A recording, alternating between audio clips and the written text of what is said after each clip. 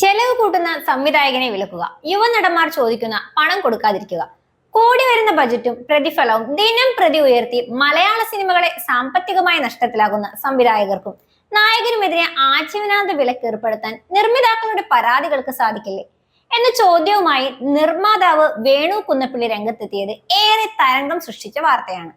ഗംഭീര നഷ്ടം വരുത്തിയ സിനിമകളുടെ നായകന്മാരും സംവിധായകരുമെല്ലാം വീണ്ടും വീണ്ടും അതിലും വലിയ സിനിമകൾ ചെയ്യുന്നത് കാണുമ്പോൾ സത്യത്തിൽ നിലവിളിക്കാനാണ് തോന്നുന്നതെന്നും വേണു കുന്നപ്പള്ളി പറയുന്നു. ഈ പുതുവർഷം മലയാളത്തിലെ ഏക ഹിറ്റായിരുന്ന രേഖാചിത്രം സിനിമയുടെ നിർമ്മാതാവ് കൂടിയാണ് വേണു കുന്നപ്പള്ളി. സിനിമയുടെ ജയപരാജയങ്ങളും ഒരു ഫിലിം ഉണ്ടാക്കുന്ന നഷ്ടത്തെക്കുറിച്ചും ലാഭവിഹിതങ്ങളെ കുറിച്ചുമുള്ള ചർച്ചകളാണ് കുറച്ചു ദിവസങ്ങളായി സോഷ്യൽ മീഡിയ അടക്കി വാഴുന്നത്. സിനിമ അസോസിയേഷൻ ഏതാനും ദിവസം മുന്നേ പുറത്തുവിട്ട ആധികാരികമായ വിവരങ്ങളും പ്രേക്ഷകരിൽ ആശ്ചര്യം ജനിപ്പിക്കുന്നതായിരുന്നു.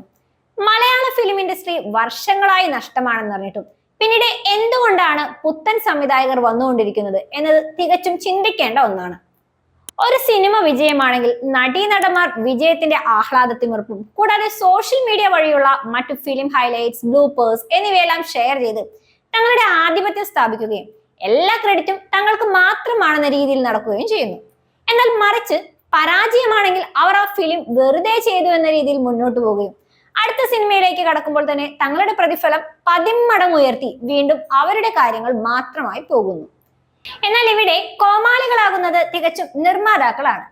പൊടിപ്പും തൊങ്ങലും വെച്ച് നിർമ്മാതാവിനെ സിനിമയിലേക്ക് കൊണ്ടുവന്ന സംവിധായകനോ എഴുത്തുകാരനോ പിന്നീടുള്ള നഷ്ടങ്ങളുടെ കണക്കുകൾ നോക്കാതെ പുതിയൊരു ഫിലിമുമായി മുന്നോട്ട് പോകുന്നു. എന്നാൽ പ്രൊഡ്യൂസേഴ്സ് ആണ് ഇവിടെ ഇരകളാവുന്നത്. അവരുടെ നഷ്ടം അവരുടേത് മാത്രമായി തീരുന്നു എന്നതാണ് യാഥാർത്ഥ്യം. തന്റെ കയ്യിൽ പണം ഇരിക്കുമ്പോൾ എന്തും തീരുമാനിക്കാനുള്ള അവകാശം നിർമ്മാതാവിനാണ്. എന്നാൽ നിർമ്മാതാക്കൾ വെറും കളിപ്പാവകളായി പോവുകയാണ് അക്ഷരാർത്ഥത്തിൽ. ആ അവസരം നഷ്ടപ്പെടുത്തി എന്ന് പിന്നെ ദുഃഖിച്ചിട്ട് എന്ത് കാര്യം? കൊടുക്കാൻ പറ്റാത്ത ശമ്പളം കൊടുക്കാതിരിക്കുക, സിമ്പിൾ, അതേ ഉള്ളൂ.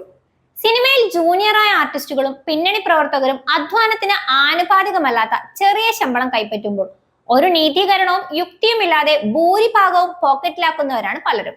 ഇല്ലാ കഥകൾ പറഞ്ഞൊരു സിനിമ തുടങ്ങിയിട്ട് പിന്നെ നെറുകേടിന്റെ കണ്ണാടിയായി മാറിക്കൊണ്ടിരിക്കുകയാണ് പലപ്പോഴും മലയാള സിനിമകൾ. ബജറ്റിന്റെ 10-15% ഏറ്റക്കുറച്ചിലുകൾ സ്വാഭാവികമാണ്. എന്നാൽ ബജറ്റിന്റെ 100%-ത്തിലും മുകളിലാകുമ്പോഴും അസോസിയേഷൻ പോലും ചിലപ്പോൾ ദൃക്സാക്ഷികളാവുകയാണ്. വമ്പൻ നഷ്ടം വരുത്തിയ സിനിമകളുടെ നായകനും സംവിധായകനുമെല്ലാം വീണ്ടും വീണ്ടും അതിലും വലിയ സിനിമകൾ ചെയ്യുന്നത് കാണുമ്പോൾ സത്യത്തിൽ മലയാള ഫിലിമിന്റെ അവസ്ഥയോർത്ത് സഹതാപം തോന്നുന്നു.